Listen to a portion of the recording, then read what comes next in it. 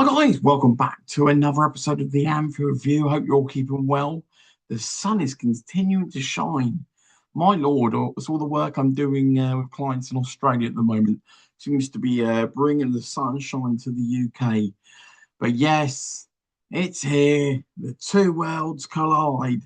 Liverpool versus Man United on Saturday at Old Trafford. Oh, dear love of God, no. It's the one thing, hey, in one hand, if you want to look to something to turn your season around, to something to give you some element of joy from what's been a crazy bad season, then winning at Old Trafford is that. If you want something to really kick you while you're down and to make your season just feel 10 times even worse than what it is already, then this fixture will do it for you. And so, hey, it is the Almighty. It is the morning and evening sun. It is the holy grail of all things fixtures. It's Liverpool's biggest fixture of the year, and playing away at Old Trafford have essentially, for the course of my lifetime, has been nothing short of a nightmare. I'm talking literally every single film of Freddy Krueger. That's how big a nightmare this fixture's been over the years. Sure, over the last 10 to 15 years of Man United's decline, and thank God for Danny Murphy for a period of time as well. And then we had a freaky win when we should have won a title one year. Was it when Desena scored? Was it 5-0 when Desena when we went nuts at Old Trafford under Benitez?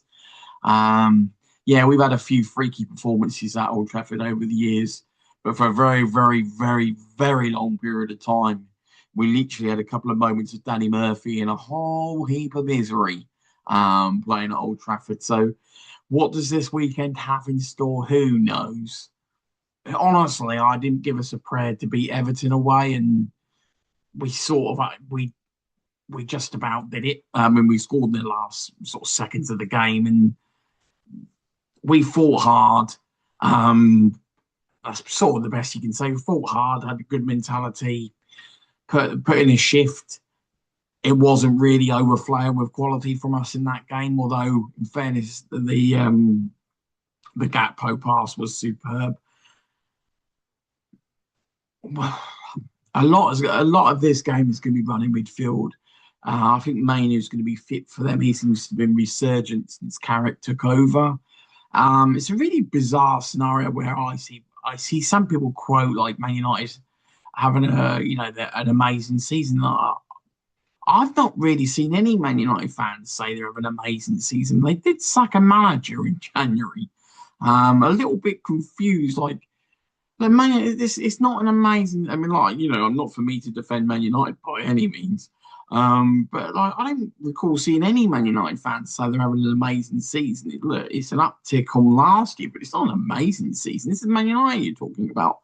Um, that's like saying Liverpool's had a good season because we finished in the top four and just ignoring the fact that the rest of the season was absolutely atrocious. You can't just change the narrative at the end because it makes you feel better going into the summer. I know I do see a lot of revisionistic, like, we finished strong and we finished in the top four. It's not been that bad. It's like, what are you talking about? It's been absolutely abysmal this season. We're only finishing in the top five because the rest of the league is awful. Um, let's not pull any punches. Let's have a bit of a realism on this fact.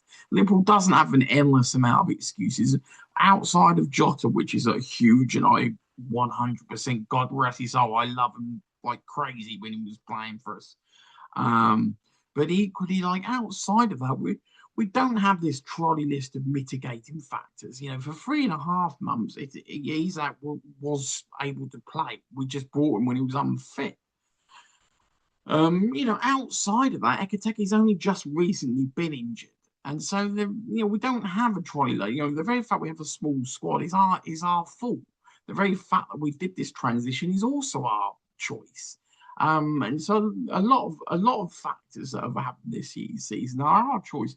The reason why a lot of players are constantly tired is the fact we don't rotate because the squad size is too small and slot doesn't trust playing half of the players that are on the bench. So a lot of things for Liverpool are self-inflicted. No, you couldn't predict Mo Salah falling off a cliff. I fully understand that, but then equally you could have made tweaks to put him further forward to utilise maybe his finishing ability if with the powers waning off that side. I don't think I'm not a big person that comes, oh, just because I'm not going to hit my target, it's time to revise the narrative. No, no, the target remains the same, and you just accept where you finished at the end of this season and then make the improvements to really hit that level. You don't adjust the target or the levels expected just because you're not going to hit them. I apply the same to business as I would to my expectations of Liverpool. The targets don't change. The expectations don't change. The benchmark doesn't change. Same with Man United. You ask a Man United fan, are they ecstatic with this season? No, they had to sack the manager in January and been recovering the season since. Has their form picked up since January? Sure. Have they been phenomenal? No. Have they been better? Much better. Does it mean they're right for a title challenge next year? No. Does have Liverpool won 3 consecutive league games? It's on like 5 or 6 out of 9. Yes. Have we shown anything to say that this sort of form and style of play that we've been putting together over that run is going to be the basis for a title challenge next year? Not in a million years. Let's be honest, if we wanted to pick the bones in a lot of those results, we could do, but we're not going to because we want to obviously just get over the line and end the nightmare of this season. But you'd be a fool to run away with the wins that we've had and suddenly start thinking it's all been solved. We barely got over the line against Everton. Easily could have been a loss. Palace, if they'd have taken their chances, they created more than us. Could have easily been a loss. And Fulham equally had plenty of people, oh yeah, if you don't take your chances, it's like, yeah, but most of those games were 50-50. And sure, it went our way. And don't get me wrong, we've lost plenty of games that are 50-50 where we deserve wins. And I'm not saying that, there's this sort of period of time hasn't been an uptick. There's definitely been a change in our mindset and our work ethic. I don't think there's been a ridiculous change in terms of the quality. A little bit better defending, a little bit more luck in terms of things hitting posts and crucial elements in games going our way when they weren't before. I think is really a key factor for us. If you guys really think back to so many of the games across the season, the first 10 games, we got all the luck in the world when we weren't playing well. And then we went for a period where we couldn't buy a piece of luck, where if we were playing phenomenal, we still would find a way to draw or lose.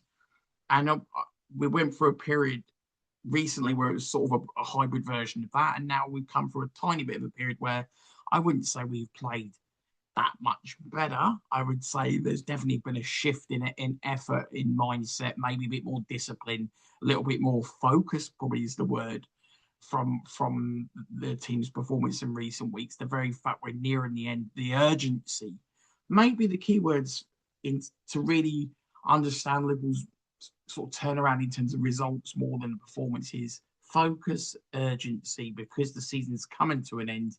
The pressure's on. We have to finish in top 5. Maybe those 2 elements have seen just that little bit more effort, that little bit more focus, a few less mistakes. And yes, look, we've had the rub of the green as well, which ultimately we couldn't buy for about 3 months. But equally, this season's probably 50-50. We had a whole heap of luck in the first 10 games. Not in a million years did we deserve to be winning so many of those games. We then have had periods of at least 10 to 11 games where we were getting two or 3 points out of a possible 12, when frankly we probably deserved at least 9 or 10. And so this season's probably ended up leveling out at the end of the day. I think when you look at the squad setup and the squad makeup and everything that we sort of brought upon ourselves in terms of the construction of the squad, we're probably going to end up exactly where we deserve to be. Bottom line, the squad is too small. We have got major deficiencies in it. I'm not sure what style we're trying to play. It's obviously version 2.0 or 1.0 of what Slot wants to play? Can it be successful in the Premier League? As I said in many videos, I've yet to see it or be convinced that a Dutch style of play can work in the Premier League. It's not happened before. Koeman, Bullet, Ten Hag, Van Gaal, pretty much we've had plenty of great Dutch players, Bergkamp, Van Persie, obviously beloved Dirk Kuyt, worked like a beaver for us, nothing but time for Dirk Kuyt. Plenty of great Overmars, plenty of great Dutch players, not so many great Dutch managers or managers' performances in the league. So seeing is believing for me. I think the tweaks when he took over, you can't not recognise what Slot did for Liverpool and how the tweaks coupled with the energy and the existing players and the culture and everything that was already in place worked like a dream. Plus, let's be honest, the league was rubbish last year when we won. The league is rubbish this season. This season's even worse than last season. Or maybe they're as bad as each other. Look, Man Utd only just turned up in January this year. They barely turned. Last year, they had to go on a massive scramble to turn around an absolute debacle. Last season, Arsenal fell apart around about sort of December, January. This season, pretty much the whole league's fallen apart. Let's be honest. I think people talk about Man United as if they've had a phenomenal season, yet seem to gloss over the fact they've been pretty much woeful. And then they got rid of Amarin. And then they brought Carrick in. And yes, there's been an uptick. But in one hand, you can't say, well, he's done okay. Nothing phenomenal, but he's done okay. And yet another hand say they've had a great season. So, no, for Man United standards, it's just been okay. You know, they'll be happy to be back in the Champions League. But this is Man United you're talking about. It's not phenomenal success for them to finish in the top 5 in a season when, let's be honest, Liverpool couldn't do any worse if they tried. Chelsea have been even worse than Liverpool. Liverpool have been atrocious.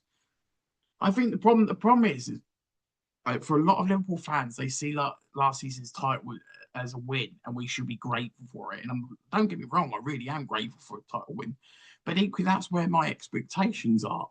It doesn't mean that you can suddenly accept being, because we won last year, that means we can accept the standard of performances from this year, which has been awful. The style of play has been awful.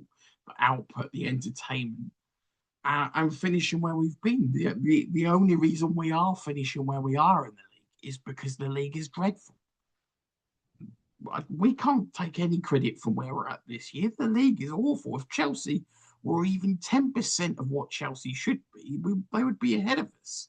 And same would be, Man United are ahead of us. But that's the truth, isn't it? If we were all brutally honest. But let's focus back down to this weekend, guys. It is the tale of the tape. Two worlds collide. The giants of all things, sort of English football. Look, the end of the day, as they said in Rocky, when Adrian wakes up from hospital, win, and and as we know, the bell goes. He's chasing chickens, and we got that great music. It's all about the win. Don't get me wrong. I would love an entertaining, phenomenal performance in this game more than any other game that Liverpool ever play in a season. It is just about getting the win. I will gladly take what we did against Everton again, please, 1,000 times over, and I would never question one iota. If they hit the bar 74,000 times and we win 2-1, I will take it and be very happy. Look, at the end of the day, there isn't a fan alive that supports a team that doesn't want to win, a convincing win and an entertaining win. Throughout a season, you'll get a portion of those. Unfortunately for Liverpool, we haven't had a very good portion of those. We've had a disproportionate amount of wins to losses. Yep, that's definitely not where it should be. I can't think of. I would say, and I'm being generous, 1/4 of our games that we've won have been entertaining and convincing. No lie, look, at the end of the day, that's not hard to say when you haven't got that many wins, and the amount of losses we have are ridiculous. But the fact is, I would say 1/4 of our wins have been convincing and entertaining. So, boy, would I love to have the trifecta of convincing, entertaining, and winning against Man United. But I'll just, I'll be grateful for just the win. The very fact that we very rarely win there, with even our greatest teams. And so the same applies like it does against Man City. You take the win. It's all about the dub. Try and get the win and move on. If we can get anything else, it's 54,000 cherries on the cake. How do I see the game panning out? Look, Mainu's going to be back fit, so that leaves they're going to have a midfield of Casemiro, Fernandez, Mainu, Fernandez up. I mean, in fairness, I think not that I should care as a Liverpool fan, but I think looking at an overview, Fernandez has had a good season for them. The creativity is going to come from them. I think don't downplay Mbermo and Cunha. I think they've been two very astute, solid signings for them. They got more than enough to hurt us, plus the pressure and intensity of playing at Old Trafford. It's going to be a brutal game with the deficiencies that Liverpool have in terms of our midfield, in terms of no real defensive mindset, in terms of no real fitness, strength, and work ethic. Whilst we've been, I would say, to give the team credit, we're working as good as we can do in terms of work ethic, mindset, and determination at the moment. But equally, we just have the deficiencies that we have. McAllister isn't going to get fitter or quicker. Soboslai isn't going to suddenly have more positional sense and can defend. Gravenberch doesn't want to defend, and nor is he a natural number 6 either. And so when you've got a midfield makeup of that, drop in Florian Wirtz that sometimes plays in centre midfield, which basically can't do because he's too lightweight to play there. Our midfield, even without Wirtz, is too lightweight and too unfit and too slow. So whilst we're going up against an old midfield in terms of Man United centre midfield, and so look, you could say old midfield for them versus young midfield for us, but equally a paceless, more technical midfield for us, should make it an interesting game, technically. Although I would say they've got more tenacious, sort of defensive-minded midfielders than what we have. It's tricky to call, isn't it? They've got more. I mean, I think I do rate Mbermo. I think Mbermo is a very live danger. I feel that we're going to need something out without Salah. I think we're going to need something from Frimpong to provide pace. We maybe need some magic from Rio. We're going to need Isak again to step up in this game and hopefully improve again on the last game. And hopefully the last game could be a springboard for Wirtz and Isak, because this is the time when they both need to shine. And you can say, well, that's unfair. And Isak, it is what it is. You can't hide from the fact that you brought him for an obscene amount of money. And we also recognise, he obviously had a broken leg and he's been out for ages, and we get it. But the fact is, I know in reality we're probably not going to see the best of Isak until start of next season. But all we can do is hope that from each game he plays for the rest of this season, we get a 10% better version each time he plays and improves with fitness. So hopefully we carry on that, maybe get a goal from Isak in this game. There's definitely room where you can score against Man United. Man United, yeah, their defence is okay. I don't think it's impenetrable by any means. Liverpool's worries we don't have that much pace. We're outside of really Frimpong. So you're looking from a Soboslai piece of magic. You're looking for McAllister, which is hit and miss these days. You for McAllister sort of, I mean, feels like it's been an eternity since he's done a long range shot or Gravenberch really score. Yeah, a bit of Soboslai magic, a bit of magic from Frimpong with his pace. Maybe Rio coming on to change the game for us. And look, the great thing about Florian Wirtz is none of us doubt the talent. We've all seen it.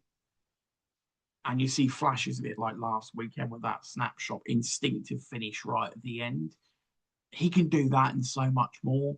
And I saw Marcus Babbel, the great German player that played for us, obviously wish him all the best. He had to retire early due to illness. And phenomenal player Marcus Babel was. But he was saying that to some extent, because Liverpool's deficiencies within the team versus statistics haven't necessarily sort of shone a little bit more, because the creativity that he has produced, people haven't been finishing. And look, there's merits to that. There generally is merits to the fact that, no, it doesn't help when for the first period of the year, when he was creating chances, players like Mo Salah couldn't hit a barn door and Gakpo couldn't hit a barn door. And let's be honest, both of them have had awful seasons. But the flip side to that is there's been many, many, many times when Verts has had easy chances where he's tried to place it into corners and it's been pretty tepid. And he, rather than just put his foot through the ball, he's tried to be skillful and put, you know what he's trying to do, but his execution just hasn't been there, which is bizarre, because obviously I've literally seen his finishing for Germany many times. I've seen it so many games for Leverkusen as well. I don't know whether he has less pressure for them, or the fact that they create so many open, clear chances. You only have to see Bayern Munich play, for love of Jesus. German football is so open, it's insane. Is it the fact that he's getting so many chances a game that people are ignoring the conversion rate, and essentially if you get 10 clear chances a game, you're going to get 2 goals? And maybe with Liverpool, he's only getting 1 or 2 opportunities a game, which means he's just not getting enough chances. Or is he getting the chances and a lot of times trying to score almost like the perfect goal? And rather than just taking a shot, he's even doing one extra pass, one extra touch. Sometimes it's a confidence thing. Sometimes when confidence goes, you end up taking an extra touch. You end up trying to pass it to someone else because you think they're in a better position, when frankly, 1, you're the player with the better skill. 2, we've spent 120 odd million for yourself to really be that person in that time. And so pass now. There should be many a time, unless it's a golden opportunity, where Vert shouldn't be squaring to Ekateke, and he should be the one finishing. He's meant to be the more senior player. He's meant to be the world star. And so let's see. Let's hope we can get a continuation of that. Let's see if that confidence can really bubble to the fore for both Isak and Verts after last week with their goals. Let's see. Ultimately, I've been petrified of this game. You're meant to be.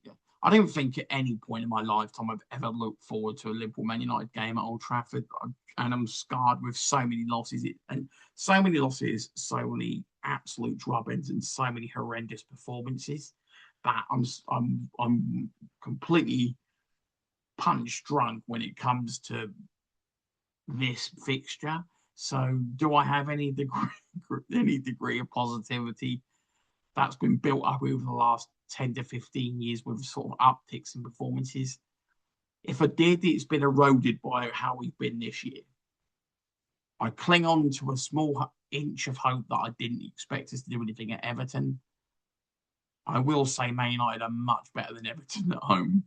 And so I don't think Man United are in any great shakes. I think they've vastly improved since Carrick's taken over, but equally, they're not flying.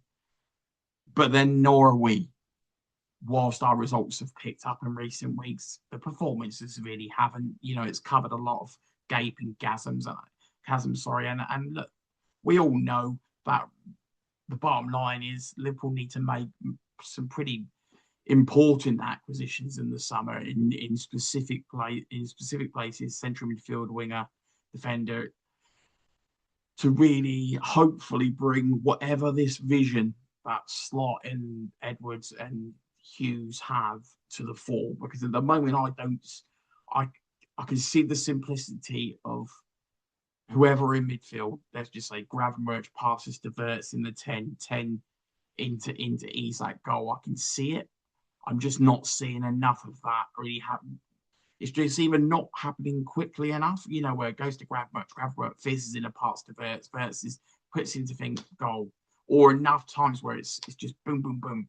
Where the best analogy I can put on this was when Steven Gerrard was playing with Torres, and I'm not putting Isak in Torres' peak Torres, nowhere near peak Torres, and Isak is not Steven Gerrard. No, Verts is not Steven Gerrard. Let's be clear about that. But Steven Gerrard will just thread the ball through to Torres and Owen before that, constantly through ball, run onto it, goal. Through ball, run onto it, goal. Made a very simplistic move, but it was made by the pass. It was made by the pass by Gerrard and the finishing by world class clinical strikers. I believe Isak is a clinical world class striker. I generally do believe that. Now the question is, can we give him the supply and can we learn to play to suit him? Can Verts be that person that threads that pass to Isak? Or the question mark is the midfield passing it to Verts to then pass on to Isak, slowing the move down? I mean, just really food for thought, because Gerrard would pick the ball up from midfield, run forward, and then pass the ball. So before the defence could set, they could run onto it and finish. That is naturally how Isak wants to play. By having a number 10 drop back, if we feed the number 10, then basically it slows everything down and it makes it harder for Isak to get beyond the defence, because essentially you're passing to them. The difference is when we had Bobby Firmino is that Mane and Salah would push out towards the wings and he would feed them in a different way rather than a straightforward way. Well, Isak isn't going to go out towards the wings. It's not who he is. He's not a winger. Mane and Mo are fundamentally wingers with phenomenal output. And yeah, that's my question mark. If we're trying to play a similar style, so Isak, like Vert's very similar to Firmino. The problem is that, as I say, he would feed balls to the wingers to the outside or just inside the corner of the box, and then they would curl him into the corner. Whereas I'm not sure that's really how best to get the most out of Isak. So I'd be interested to hear your thoughts on that, guys. Predictions for the weekend.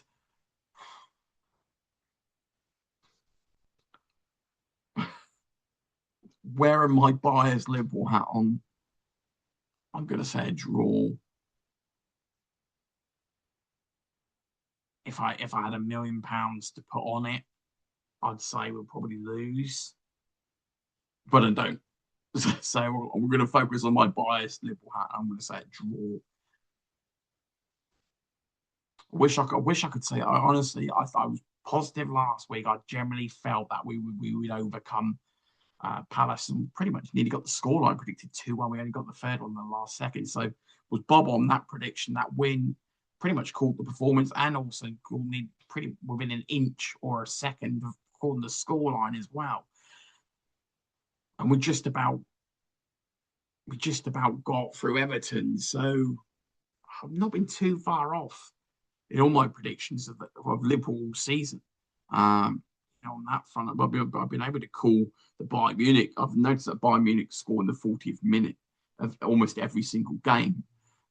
So I've been able to call that for the majority of this season as well. So yeah, that's how sad I've got in terms of football. I've had to focus down on watching German football to provide me with a bit of extra entertainment during the Liverpool sort of doom.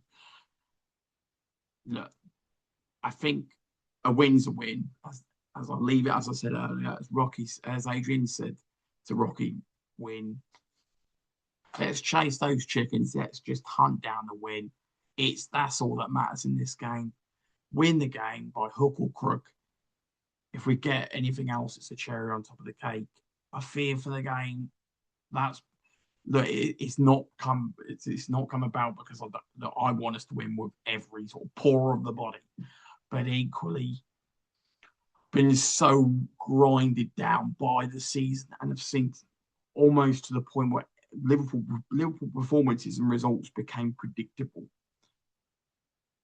And whereas I'd say 98% this season, you could predict when and where Liverpool were going to get results, and most of it panned out that way.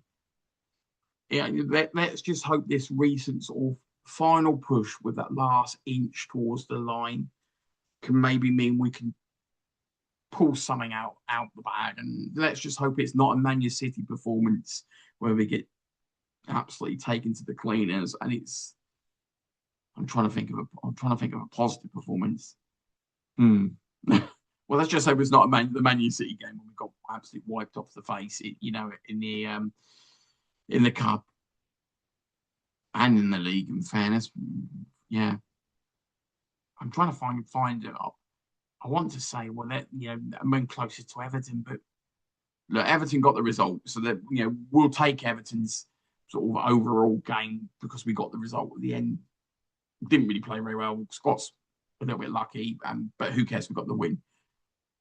Maybe we played a little bit better against Palace. Not that great. Gave a few too many chances. I'm not sure we're going to get away with that if we play the same way in this game. Basically, an improved performance on everything by an extra 10-15%, a little bit more, as much luck as we've had in previous week. Please, that'd be great. And for the love of Jesus, please, God, not a drubbing. Don't need 2 losses to Man United, being thrashed by Man City all season, and frankly, the only performance that we've done against anyone in the of the top teams so far has basically been against Arsenal, which is ironical considering obviously what they're doing this season. But I mean, we are delight fantastic, when we played them in both games. But it is what it is, guys. It'd be great to hear your thoughts. The big game, the two worlds collide. The successful giants of the league, Liverpool versus Man United this weekend. Game on. Light those candles. Let's pray for a win. Speak to you soon, guys. Take care.